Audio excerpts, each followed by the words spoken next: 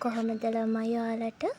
ඔන්න අද මං ආවේ කතාවේ 4 වෙනි කොටස අරගෙන. අපි එහෙනම් කතාවට යමු.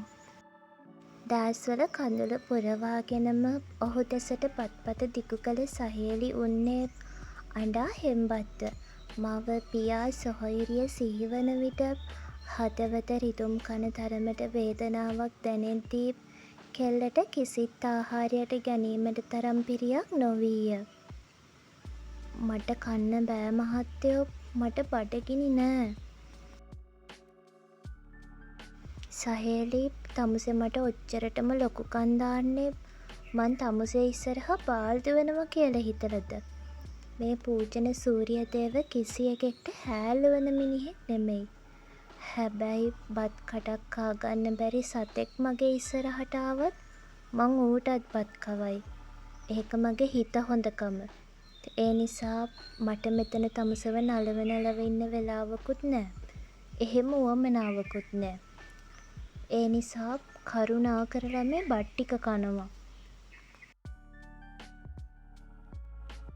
ඈ ඉදිරියෙන් පුටුවක් තබාගත් දේහධාරියා හෙමින් සීරුවට බත් කටක් කනා ඇගේ මුවට ලං කළේ. "අම්මයි අප්පච්චි ගෙන බලමු හෙට. දැන් මේ බත් කට කනවා සහේලි."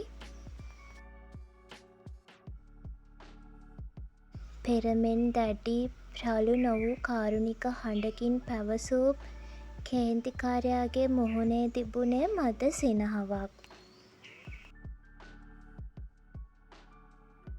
"මං අහලා තියෙන විදිහට පූජන ඇමතිතුමා නපුරු ආඩම්බරකාර මනුස්සයෙක්. මට හිතාගන්න බෑ මට මේ බත් කවන්නේ එයාමද කියලා. දෙයියනේ මගේ ජීවිතේට මොනා වෙන්න යනවද මේ? මේ මනුස්සයාගේ කකුල් දෙක ගාව වැඳ වැටිලා හරි කියන්න ඕනේ මාව ගෙදර ගිනිහින් දාන්න කියලා."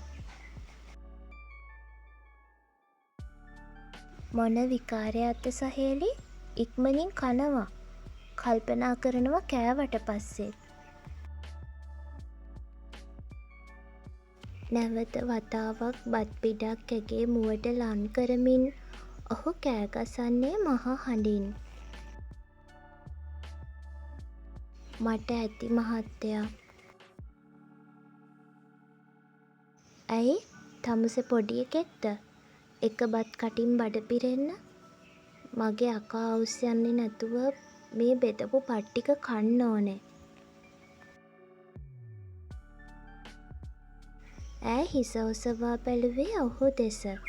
කෝපයෙන් පුපුරෙන මුහුණ සංසුන් වී ඇත. ඇගේත් ඔහුගේත් දෙනෙත් යාවුණු කල කෙල්ල ඉක්මනින් බිම බලා ගත්තේ කෝලකමටත් වඩා ඔහුට ඇති බිය නිසාවෙන්.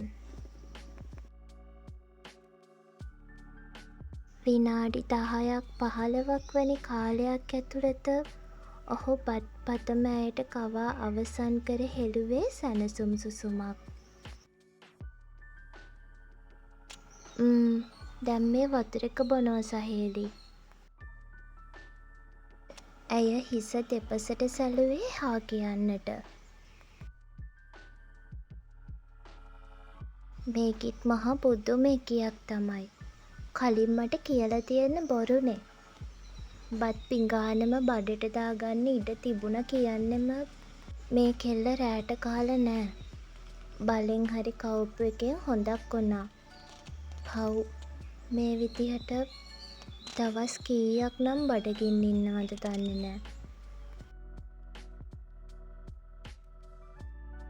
පූජන එසේ සිතුවද ඔහු ඈ ඉදිරියේ එකී කිසිදු හැඟීමක් නොපෙන්වා උන්නේ නපුරු සෙල්ලක්කාර පිරිමියා ලෙසින්.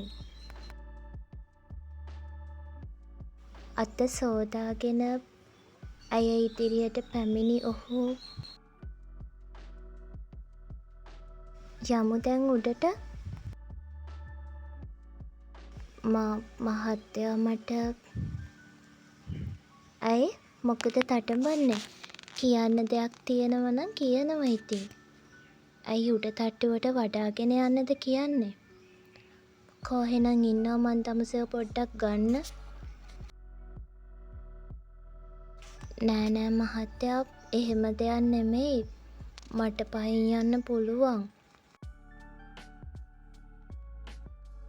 ඇය ඔහුගෙන් ඉවත් වූයේ එසේ කියමින්. ජම්බු ගෙඩි දෙකක් මෙන් රතුව ඇති කොපුල් දුටු විට පූජනට සිනහවක් නැගුණද ඔහු එය දරාගත්තේ ආයාසයෙන්. මේකි හරි ලැජ්ජකාරියක්නේ. එසේ සිතූ ඔහු තමුසෙට හොඳයි පේන්ට් වෙලා මගේ ඇඟට වැටෙන්න. මගේ පපුවට තුරුල් වෙන්න. ඒ විතරක්ද? තමුසෙව උස්සගෙන ගිහින් ඇඳ උඩින් තිබ්බෙත් මම.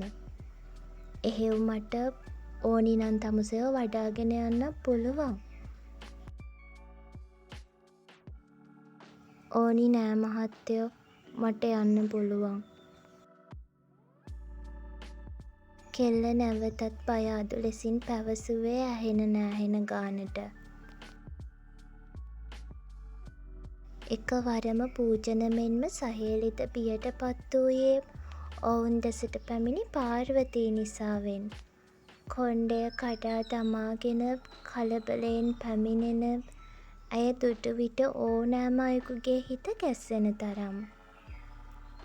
මොකද්ද පාර්වතී වෙලා තියෙන්නේ?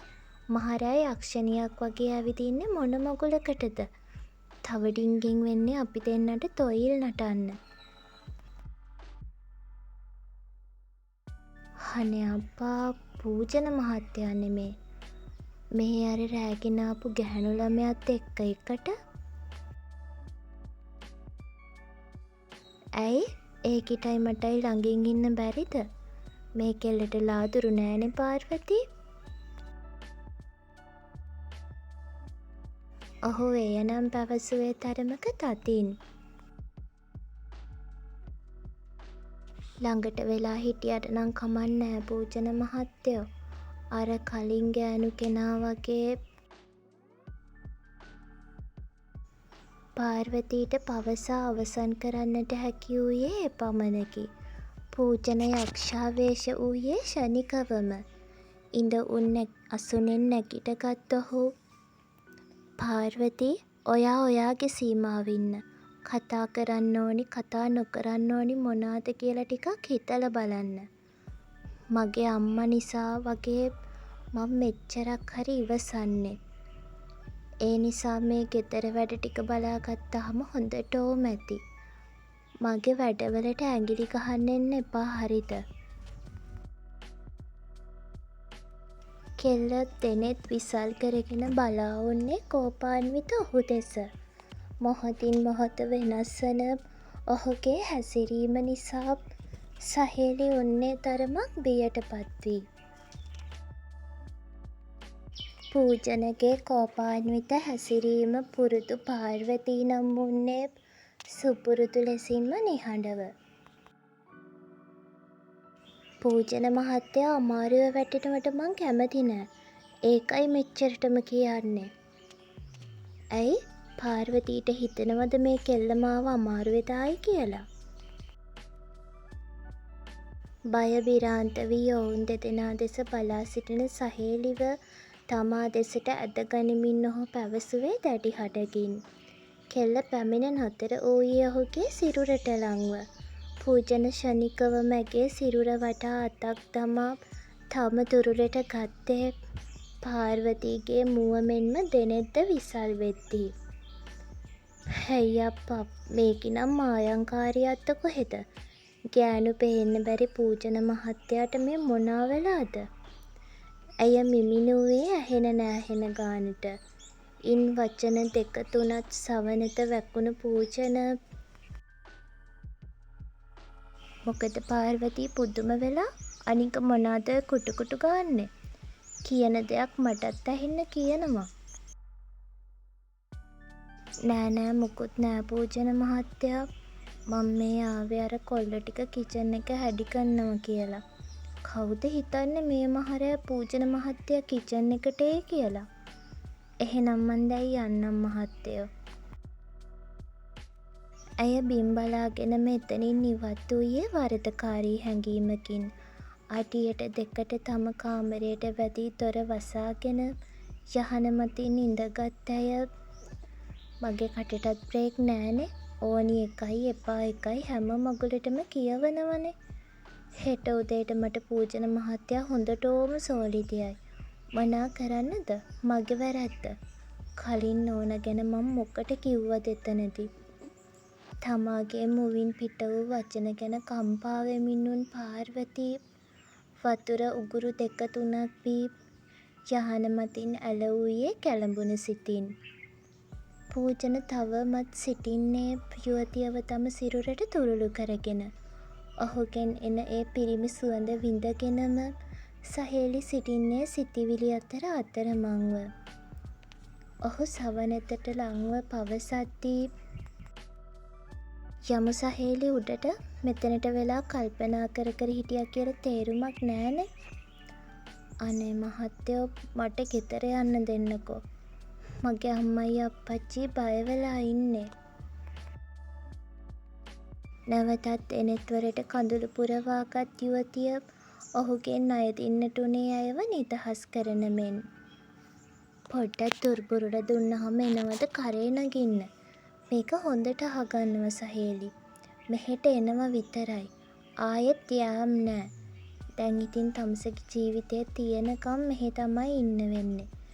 ඒ නිසා ගෙදර යන අදහස අතෑර ගන්නවා. ශාලු හඬින් පැවසූ ඔහු ඇය කාමරයට යන තෙක් සිට නැවතත් ඕකේ තියෙන බාත්රූම් එක තමුසෙට පාවිච්චි කරන්න පුළුවන්. අදට ඔය ඇඳුම ඇඳගෙන ඉන්නවා. හෙට උදේ දිහාට මං තමුසෙට ඇඳුම් ටිකක් ලැබෙන්න සලස්සන්නම්. හැබැයි සහේලි මං හොඳට හොඳයි. නරකට නරකයි. ඒ නිසා පැනලා යන්න නම් හිතන්නවත් එපා. ඒකෙන් වෙන්නේ තමුසෙට මේ ගේ අපායක් වෙන එක. දැන් ඉතින් නිදාගන්නවා. මහන්සිත් ඇතිනේ. ඇයට ඇසෙන්නට එසේ පැවසූ ඔහු කාමරයේ දොර වසා යතුර අතට ගත්තේ මහා බරකින් නිදහස් වූවාක් මෙන්. සාලේ පුටුවකට වෙලා අඬ අඬා හිටපු සුධර්ම කුසි කෑල්ලට දුවගෙන ගියේ පීටර් හොයාගෙන. ඒ ඊයේ රෑ වගේම වෑන් එකක් හරි වේගෙන් ඇවිත් මිදුලට දාපු නිසා. අනේ පීටර් අපි කෙල්ලවත් අරගෙන කැලේටවත් පැනලා යමු. අරුන් ආයෙමත් ඇවිල්ලා. ඒ ගමනෙන් නැත්තේ අපිට කරදර කරන්න. සුධර්ම පීටර්ගේ අත් දෙකේ එල්ලීගෙන අඬන්න ගත්තේ ඊයේ රෑ සිද්ධියේ කම්පනය තවමත් පහව නොගොස් තිබූ නිසා. කැලේ පැනලා හරියනවද සුධර්මා? සහේලිට මොකද උනේ කියලා දැනගන්නේ නැතුව? කවුද දන්නේ? උන් ආවේ සහේලිව අරගෙනද කියලා. තමුසෙට එන්න බැරි නම් මෙහෙට වෙලා ඉන්නවා. මං ගිහින් බලන්නම් උන් ආවේ මොකටද කියලා. එසේ පැවසූ පීටර් උයන ගෙයින් පිටතට පැමිණියේ මිදුල නතර කර තිබූ වෑන් රථය දෙසට විපරම් කරමින්. පීටර්? ඔහු පූජන ඇමතිගේ සගයෙකු බව හඳුනා ගන්නට පීටර්ට අපහසු නොවුණි. කෝ මගේ කෙල්ල? ඒකිව අරගෙන ආවද? අනේ මහත්තයෝ ඇමතිතුමා මගෙන් මොන තරහක් පිරිමහනවද? ඒ අහිංසක කෙල්ලව අරගෙන ගිහින්. මෙහෙට ආවනම් ලොකු නැහැ. මට තමුන්ට කතාවක් කියන්න තියෙනවා. මේක හොඳට අහගන්නවා. තමුන්ගේ දුවට එහෙදි කිසි කරදරයක් වෙන්නේ නෑ. ජූඩ් පීටර්ගේ කනට කර බොහෝ වේලාවක් මොනවාදෝ පවසා අනතුරුව ඔහුගේ පිටටද තට්ටු කර තමුන්ගේ දුව එහි කිසි කරදරයක් නැතුව ඉන්නවා. ඇමතිතුමා සල්ලි වගේක් දුන්නා. ඒ විතරක් නෙමේ බඩු වගේකුත් එව්වා. නාදන් ඔය ටික බෑවනම්? ජූඩ් නාදන්ට එසේ පවසද්දී මොකද්ද මහත්තයෝ මේකේ තේරුම? අපිට මොකටද සල්ලි? එතකොට වෙන්නේ අපි අපේ කෙල්ලව විකුණන් කෑවා වගේ වැඩන්නේ. අපිට මේ වගෙන් ඇති වැඩක් නෑ මහත්තයෝ. ඇමතිතුමාට කියන්න අපිට අපේ කෙල්ලව බලන්න ඉඩ දෙන්න කියලා. ඒක ඉන්න තැනකට ඇවිත් ඒකිත් එක්ක එක වචනයක් කතා කරන්න ඕනේ. මගේ ගෑණි ඉන්නේ ලෙඩ ගානේ. ඒ ගෑණිගේ හුස්ම ටිකත් යයි කොයි වෙලේ හරි කල්පනා කරලම. හරි ලොකු උන්නහේ. මං ඔය විස්තරේ ඇමතිතුමාට කියන්නම්. එතකොට එතුමා මොකක් හරි පියවරක් ගනීවිනේ. එහෙනම් අපි යන්නම්. ඔහේ ගෙදුව ප්‍රවේසමෙන් ඉන්නවා. ආයේ ඒකේ සැකයක් තියාගන්න එපා. ජූඩ් නැවතත් පවසද්දී පීටර් අසා උන්නේ ඔවුන් පවසන දෑ විශ්වාස කිරීම හැර අන් යමක් කිරීමට ඉඩක් නොතිබූ නිසා. ළමයි කතාව කියවලා වීඩියෝ එකට කමෙන්ට් එකක් වගේම චැනල් එකත් සබ්ස්ක්‍රයිබ් කරන් යන්න අමතක කරන්න එපා.